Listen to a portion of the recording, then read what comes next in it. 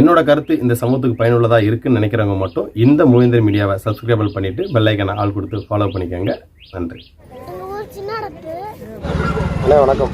வணக்கம். அதாவது நேற்று போராட்டம் நடந்தது உங்களுக்கே தெரியும். இடைக்காலமாக ஒரு வாரம் டைம் கொடுத்துருக்காங்க. அதுக்குன்னு நீங்கள் வீடை அகற்றிருக்கீங்க, வேறு இடத்துக்கு போங்க அப்படின்ற மாதிரி. அடுத்த கட்ட பணிகள் எந்த மாதிரி போயிட்டுருக்கு? நேற்று போராட்ட காலத்தில் நம்ம மக்களை எல்லாம் ஒற்றுமையாக எதிர்த்து நின்னதுனால காவல்துறை நமக்கு அந்த ஆர்டிஓ முன்னாடி பேச வாய்ப்பு கொடுத்தாங்க. அப்போ டிஆர்ஓ என்ன சொல்லிட்டு போனாருன்னா, நீங்கள் என்ன நடவடிக்கைகளுக்கு நீங்கள் உட்படுத்துகிறீங்களோ அதெல்லாம் நீங்கள் பண்ணிக்கோங்க, உங்களுக்கு 6 நாள் டைம் காலாவாசம்னாங்க. அப்போ அவங்கள்ட்ட நம்ம வச்ச கோரிக்கை, எங்களுக்கு என்ன கோரிக்கைனா, எங்களுக்கு இந்த எடுத்த இடத்துக்கு பதிலாக ஒரு இடத்துல 3 சென்ட்டுக்கு மிக இல்லாமல் வீடு கட்டி கொடுக்கணுங்கிறது தான் நம்மளோட கோரிக்கை. அந்த கோரிக்கையை நீங்கள் கண்டிப்பாக செய்யணுங்கிறது தான். அவங்க அதை கண்டிப்பாக செஞ்சு தருவாங்கன்னு நம்ம நம்பியிருக்கோம். அது இல்லாமல் இன்றைக்கி காலையிலேருந்து அவங்க நேற்றுலேருந்து போராட்டத்தை தான் நாங்கள் தான் சொல்லிட்டோம்ல, 6 நாள் டைம் கொடுத்துட்டோம்ல, 6 நாளில் நீங்கள் என்னென்னு பார்த்துட்டு நீங்கள் இந்த இடங்களை நீங்கள் அப்புறப்படுத்தணுன்னாங்க. நம்ம வச்ச ஒற்றை கோரிக்கை எங்களுக்கு மறுவாழ்வு அமைப்புக்கு தேவையான வீடுகளை கட்டி கொடுப்பதும், அதுக்கப்புறம் நம்ம முதல்ல நம்ம சொல்ல வர்றது என்னென்னா, மிகப்பெரிய மோசடி நடந்திருக்கு இந்த நிலம் கையகப்படுத்துறதில்ல. அந்த 94 மதிப்பீடை வச்சு 2001 போட்டு பணத்தை பெரிய லெவலில் கையாடல் பண்ணியிருக்காங்க. அதெல்லாம் வெளிச்சத்துக்கு வராமல் நாங்கள் எப்படி போக முடியும்? நீ எங்கள் பேரை வச்சு நீ 500 கோடி தின்னுட்டேன்னா அப்போ நாங்கள் என்ன எங்கள் தெருவிலையா போய் வீடு கட்டிட்டு குடியிருக்கிறது? போராட்டங்கள்லாம் தொடர்ந்து நடைபெறும். அது இல்லாமல் மூத்த வழக்கறிஞர்களை சந்தித்து நம்மள்ட்ட இருக்க எல்லா ஆவணங்களையும் ஒப்படைச்சிருக்கோம். அதாவது 2009 கொடுத்த நோட்டீஸு, 94 என்ன போட்டிருக்காங்க, 2013 யாருக்கு நோட்டீஸ் கொடுத்துருக்காங்க, இடைப்பட்ட கேப்பில் எப்படி பணம் கொடுத்துருக்காங்க, வீடுகளை மதிப்பீடை தப்பாக போட்டு எப்படி கொடுத்துருக்காங்க, ஆளை எப்படி பண்ணியிருக்காங்க, வாய்மொழியாக வீடு தரேன் இடம் தரேன்னு ஏமாத்துனது, இது எல்லாத்தையும் வரமுறைப்படுத்தியிருக்கோம். டிஆர்ஓட்ட நம்ம இப்போ எழுத்துப்பூர்வமாக ஒரு மனுவை நேற்று சொன்ன மாதிரி கொண்டு போய் கொடுக்க போகிறோம். நம்ம இப்போ வச்சுருக்க ஒரே ஒரு கோரிக்கை, கோர்ட்லேயும் நீதிமன்றத்துலையும் போய் கேட்க போகிறது, எங்களுக்கு அந்த 2013 சட்டத்தை அமுல்படுத்தாதது ஏன்? அதை மறைத்த அதிகாரிகள் மீது முதல்ல நடவடிக்கை, ஒரு குழு அமைக்கணும்ல.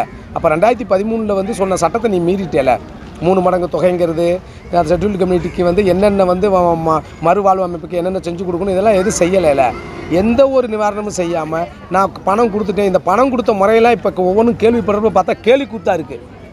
ஒரு பேரை கேட்டிருக்கீங்க, நீ ஒரு வீட்டை பார்த்துருக்க, ஒரு ஃபோட்டோ எடுத்திருக்க, அவங்கள்ட்ட அது என்ன எவ்வளவுக்கு கட்டின, தேக்கு மரம் போட்டையா, புளிய மரம் போட்டையா, வேப்ப மரம் போட்டையான்னு கூட கேட்கல. உன் இஷ்டத்துக்கு ஒரு ஃபோட்டோ வச்சு 10,000 20,000 அனுப்பியிருக்காங்க. இந்த பாமர மக்கள் என்ன நினச்சிட்டாங்க, நிலத்து கொடுக்கல வீட்டுக்கு தானே வாங்கி வச்சுக்கோம்னு உண்மையை சொல்ல போனால் வாங்கிவிட்டாங்க. அதாவது மிகப்பெரிய ஏமாத்து வேலை, சீட்டிங் வேலை. இதற்கு பின்புலமாக அமைச்சர் மூர்த்தி அவர்களோட பின்னணியில் என்ன பண்ணியிருக்காங்கன்னா, ஒரு சென்ட்டுக்கு நான் ஒரு கணக்கு சொல்கிறேன், ஒரு சென்ட்டுக்கு ஒரு 2,000 ரூபா மோசடின்னு வச்சுக்கோங்க. 633 ஏக்கருக்கு எத்தனை கோடி மோசடி நடந்திருக்கும்? இந்த பணமெல்லாம் எவன்கிட்ட இருக்குது? எனவே பண மோசடிங்கிறது ஒரு பக்கம் இருக்கட்டும். எங்களுடைய போராட்டத்தோட இறுதி முடிவு ஒன்று சொல்கிறேன், கேட்டுக்கோங்க. சின்ன உடப்பு கிராமத்தில் இருக்கும் ஒரு தேவேந்திரர்கள் அனைவருக்கும் சொந்தமாக வீடு கட்டி கொடுக்கப்பட வேண்டும். அது எப்படி வீடு கட்டி கொடுக்கணும்னா, நான் 10 சென்ட் வச்சுருக்கேன், இதை நீங்கள் மக்கள் புரிஞ்சுக்கணும். 10 சென்ட்டில் நான் ஒரு 2 குழந்தைகளுக்கு கல்யாணம் பண்ணி வச்சுட்டு 2 பசங்களோட வாழ்கிறேன். 10 சென்ட் என் பேரில் இருக்குது, எனக்கு ஒரு அவார்டை கொடுத்துட்டு நீ வெளியே போகணுன்னு சொல்கிறேன். என் 2 பிள்ளைகள் எங்கே போவாங்க? அப்போ கல்யாணம் ஆனவங்களுக்கும் நீ தனியாக வீடு கொடுக்கணும். அப்படி கொடுத்தா மட்டும்தான் இந்த பிரச்சனை முடியும். அரசாங்கத்தை நாங்கள் இப்பயும் சொல்கிறோம், எங்களுக்கு எதிரிகளாக நாங்கள் பாவிக்கலை, உங்களுக்கு வாக்களித்த ஓட்டாண்டிகளாக இன்றைக்கி உட்காந்துக்கிட்டு இருக்கோம். நாங்கள் சொல்கிற திரும்ப ஒன்று சொல்கிறேன்னு கேட்டுக்கோங்க. எங்களுக்கு வீடுகளை கொடுத்துடணும். ஏர்போர்ட்டுக்கு 4 முறை நிலம் கொடுத்துருக்கோம். எங்களோட விவசாய நிலத்தை அர்ப்பணிச்சிருக்கோம். அந்த விமான நிலையமே அது குடும்பர்களுக்கான விமான நிலையம், அது தேவேந்திர குலத்துக்கான விமான நிலையம். மதுரை தேவேந்திர குல விமான நிலையம் தான் நீங்கள் பேரை வைக்கணும் அப்படி பார்த்தா. எனவே எங்களுக்கு நீங்கள் அதெல்லாம் நீங்கள் எடுத்துகிட்டு போங்க, ஒன்றும் பிரச்சனை இல்லை. எங்களுக்கு வாழ்வாதாரம் அளிக்கப்பட்டிருக்கு. 50% விமான நிலையத்தில் வேலைவாய்ப்பு வழங்கப்பட வேண்டும். எங்களுக்கு சொந்த வீடுகள் வழங்கப்பட வேண்டும். கண்ணியமான முறையில் எங்கள் பிள்ளைகள் ஸ்கூலுக்கு இந்த வருஷம் படிப்பு இருக்குது. இந்த படிப்பு முடிகிற வரைக்கும் முறையாக காலாவாசம் கொடுத்து நாங்கள் வெளியேறதுக்கு கொடுக்கணும். ஆனால் இந்த மதிப்பீடுக்கான பணம் இருக்குல்ல, அதை இப்போ உள்ள மார்க்கெட் வேல்யூக்கானதையும் கொடுத்து வீடும் கொடுக்கணும். இன்னொன்று, இந்த மோசடி செஞ்சவங்க மேலே வழக்கு பதிவு செஞ்சு நடவடிக்கை எடுக்கணும். சரியா?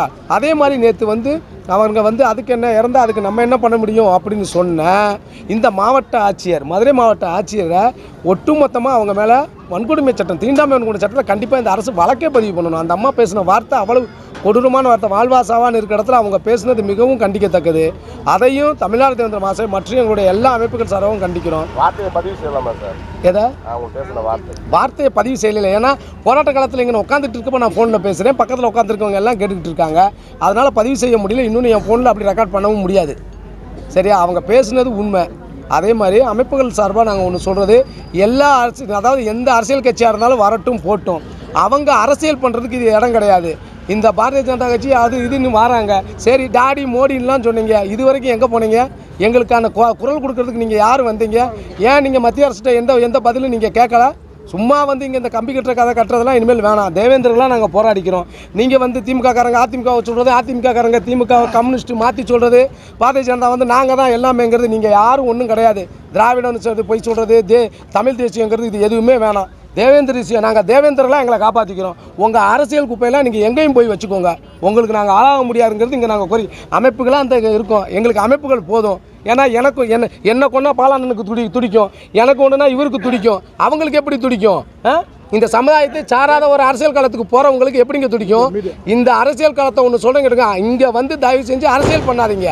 நீங்கள் அரசியல் பண்ணுறதா இருந்தால் நீங்கள் 5 வருஷத்துக்கு ஒரு தடவை பண்ணுற புரோக்கர் வேலையை அன்னைக்கு வச்சுக்கோங்க. இங்கே வந்து எங்கள்கிட்ட நீங்கள் அரசியல் பண்ணாதீங்க. நாங்கள் மக்களுக்காக நிற்கிறோம். இதே சமுதாய அமைப்பு சொன்னிச்சான், எங்களை கூப்பிடுறதுக்கு ஆள் வரணும்னு சொன்னிச்சான். எந்த தலைவரை கூப்பிடுறதுக்கு நாங்கள் போனோம்? இந்த சமுதாயத்தில் யாரையும் அப்படி கூப்பிட்டு இன்றைக்கி வந்து உன் வீட்டில் உன் அக்கா தங்கச்சிக்கு ஒன்று, உன் பெரியம்மா செத்து போச்சு இள வீட்டுக்காரன் வந்து உன்னை கூப்பிடவா செய்வான்? அதெல்லாம் யாரும் அப்படி பண்ண முடியாது. இங்கேருந்து ஒரு படி மண்ணை கூட எடுத்துகிட்டு போக இந்த தேவேந்திரகுல சமுதாயம் கூடாது. அதே மாதிரி இங்கே தலைவர்கள் இல்லை, இங்கே உட்காந்துருக்க எல்லாம் தேவேந்திரனாக தான் உட்காந்துட்டு இருக்கோம். எங்களுக்கு அந்த கிரீடம்லாம் வேணாம். இன்றைக்கி என் அக்கா தங்கச்சிக்கு என் சின்னாத்தா பெரியாத்துக்கு பிரச்சனை, வீட்டை அடிக்க போகிறான். நாங்கள் விட மாட்டோம், உயிரே போனாலும் சரி. தமிழ்நாட்டில் இருக்கும் ஒட்டுமொத்த அமைப்புகளுக்கு அப்பாற்பட்டு அனைவரும் நாளைக்கு எங்களுக்கான ஆதரவு கொடுங்க. இங்கே தான் வரணுங்கிறது இல்லை, அவங்க உங்கள் ஊரில் எதிர்ப்பை தெரிவிங்க. இந்த சாலைகளுக்கு வாங்க, கைது பண்ணால் பண்ணுறாங்க, ஒரு நாள் இருந்துட்டு சாயந்தரம் வர வேண்டியது. இது சின்ன உடப்பில் வாழ்கிற ஒட்டுமொத்த தேவேந்திரர்களோட கோரிக்கை. இல்லை இப்போ இந்த நிலத்துக்கு வந்து இப்போ அவங்க கொடுத்த பணம் வந்து நிலத்துக்கு கொடுத்துருக்காங்களா, வீட்டுக்கு மட்டும் கொடுத்துருக்காங்களா? அவன் நிலத்துக்கும் கொடுத்துருக்கட்டும், வீட்டுக்கு கொடுத்துருக்கட்டும். பணமே மோசடியாக கொடுத்த பணம் இல்லை. இந்த மைக்கோட விலை வந்து நல்லா சொல்லி கேட்டுக்கோங்க. இந்த மைக்கு வந்து 1994 இது வந்து 100 ரூபா, சரியா? இந்த மைக்கு வந்து இப்போ 2024 1000 ரூபா. நீ எனக்கு வந்து இன்றைக்கி இந்த மைக்கை கையில் கொடுக்குற, என்ன இந்த மைக்குக்கு இன்றைக்கி வந்து நீ 100 ரூபா மதிப்பு கொடுத்தா நீ எப்படி வாங்கிக்குவ? மிகப்பெரிய பணம் கொடுத்ததே மோசடிங்கிறேன். எல்லா ஊடகங்களும் புரிஞ்சுங்க. பணம் வாங்கிட்டேங்குது, அதுதான் மோசடியாக கொடுத்த பணங்கிறேன். நீங்கள் 94 நில மதிப்பீடை போட்டு 2001 இல்லை 2021 பணம் கொடுத்துருக்கீங்க. அப்போ எங்களுக்கு தேவை என்னென்னா, நீ 94 மதிப்பீடில் பணத்தை வாங்கி என்ன பண்ண? 94 மதிப்பீட்டில் கொடுத்துட்டு நீ ஏன் மத்திய அரசுலேருந்து 2021 வாங்கியிருக்கியா? எங்களுக்கு இதெல்லாம் எதுவுமே தெரியாது, சரியா? எல்லாமே இங்கே இப்படி தான் இருக்குது. நமக்கான ஆணையம்னு ஒன்று சொல்கிறாங்க, என்ன அதுக்கு நமக்கான ஆட்கள் இருக்குன்னு சொல்கிறாங்க. எஸ்சிஎஸ்டி ஆணையம் இன்றைக்கி 3 நாளாக இவ்வளோ 1000 போலீஸ் வந்துச்சுன்னு தமிழக ஊடகமே பார்த்துக்கிட்டு இருக்குது. இது வரைக்கும் அந்த ஆணையம்லாம் எங்கே போச்சு? நல்ல வேளை நாங்கள் பட்டியலிருந்து வெளியே போகிறோம். அதுக்கான போராட்ட காலத்தில் இருக்கிறதுனால அந்த மானங்கட்ட ஆணையம் வந்து எங்களுக்கு ஒன்றுமே செய்யவும் வேணாம். அரசியல் வேறு, சமுதாய காழ்ப்புணர்ச்சி வேறு. இங்கு உங்களை மதித்து நாங்கள் வாக்களிச்சிருக்கோம். இங்கே எங்களை சார்ந்த தென்காசி பாராளுமன்ற தொகுதியில், விருதுநகர் தொகுதியிலலாம் ஜெயிக்க வச்சுருக்கோம். எல்லா தொகுதியிலையும் தான். நீங்கள் எங்களுக்கு எதிரியா?